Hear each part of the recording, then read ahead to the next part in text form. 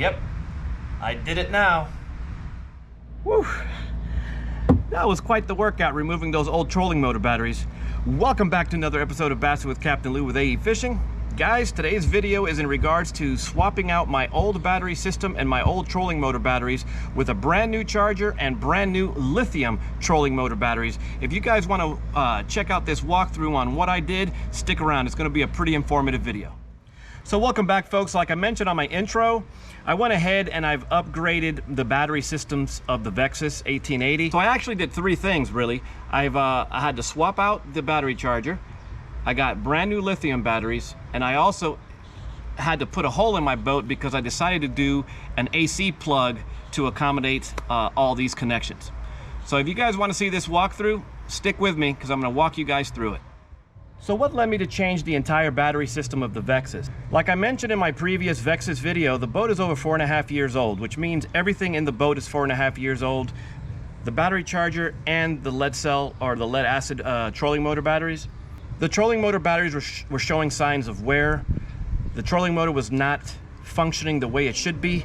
It was actually functioning very underpowered, regardless that it was showing a full charge on the charger. So I made a decision to go ahead and upgrade to lithium batteries because I do have experience with lithium batteries on the Bass Hunter boat, like you guys saw in my previous video as well.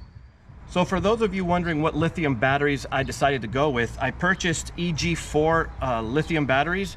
Like I said, on the Bass Hunter boat, that's the battery that I have in that boat as well. So those batteries have, that lithium battery has not let me down, so I decided to do that with the Vexus.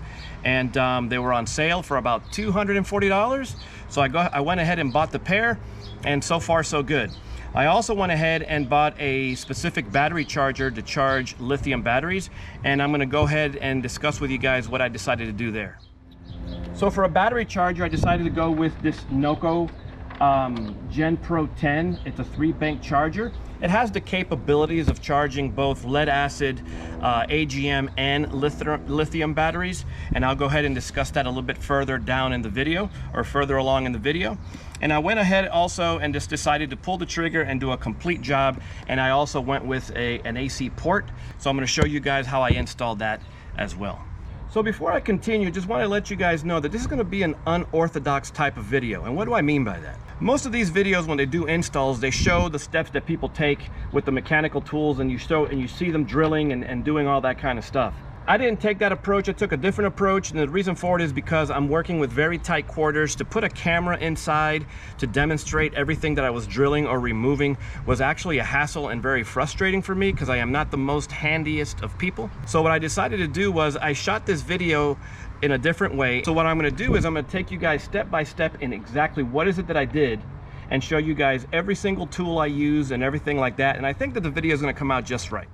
So before I dive in with all the steps of the install, I wanted to cover with you guys all the tools I used throughout this process. I basically started with a screwdriver, needle nose pliers, socket wrench, an impact driver or just a regular drill if you have one. In this case, I did have a drill, so I used a regular drill for this hole saw bit that I needed to use. It's a 2-inch diameter hole saw bit, and the reason for it is because I needed to remove this 2-inch diameter piece from the boat in order to install the AC plug. I'm going to cover all these. I'm going to cover the reasons why I needed to use all these tools in a little while. Now, my last piece of advice before I go ahead and dive into the steps, I took an extra step before I began the process. And what I did was, with my cell phone, I went ahead and started taking pictures of every single terminal connection before I started to remove the old battery charger and the trolling motor batteries. I went ahead and took pictures of every single connection so that if I came across an issue, I always had those pictures to fall back on.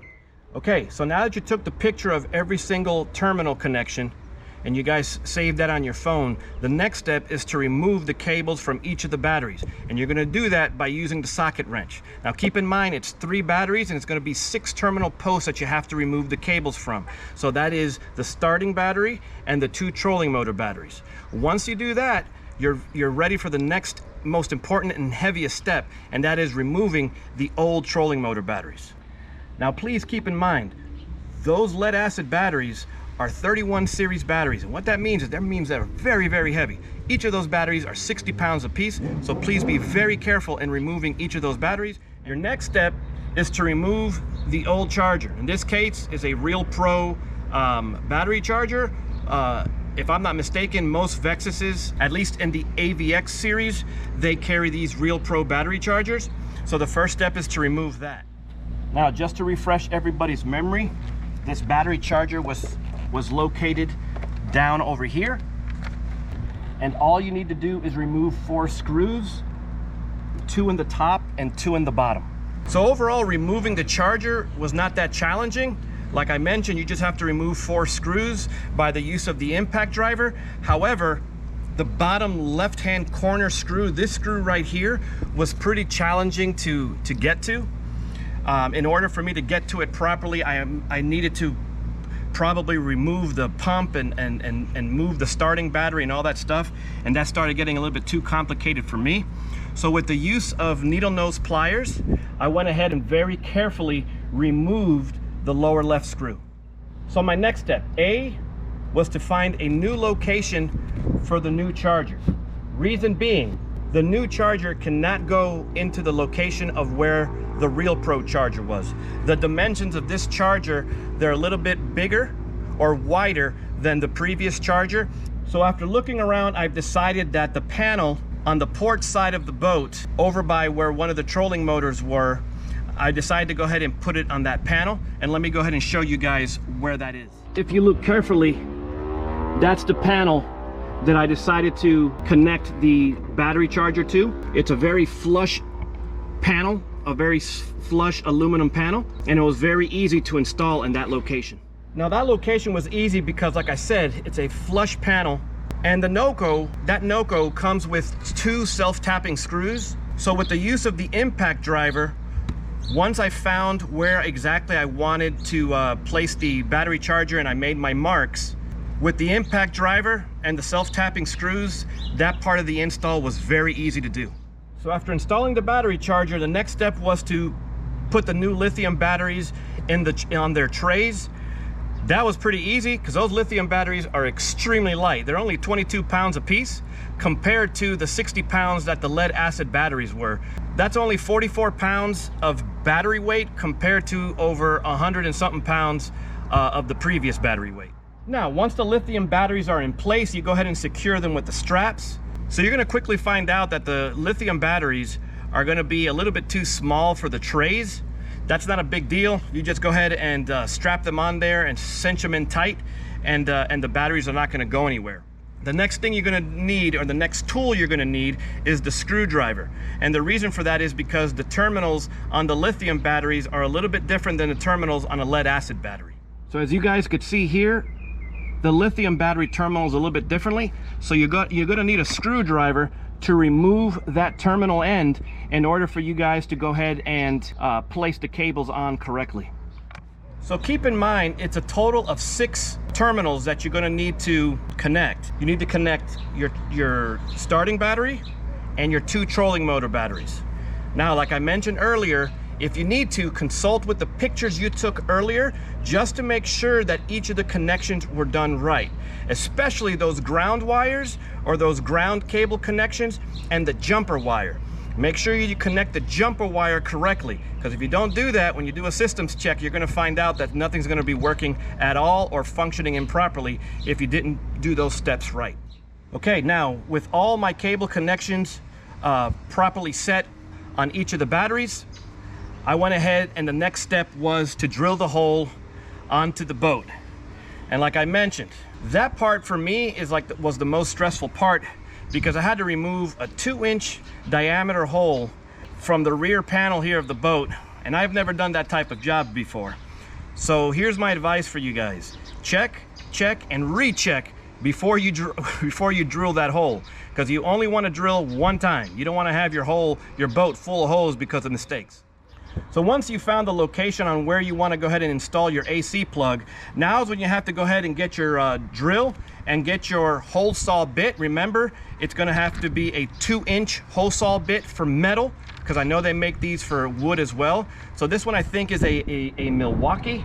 if I'm not mistaken, a Milwaukee 2-inch diameter hole saw bit, and you go ahead and attach it to your drill, go to the panel, and very carefully, very patiently and slowly begin the process of drilling out this hole.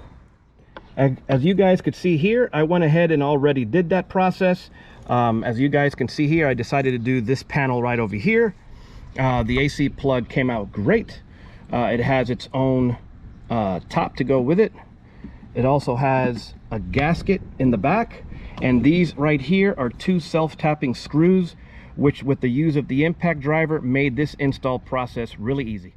Okay, so once you drill the hole and once you go ahead and connect the AC plug, you got to run the cable inside the boat, and then the next step is you got to go ahead and connect the charger with the AC port, and I'm going to go ahead and show you guys now. Here's the connection.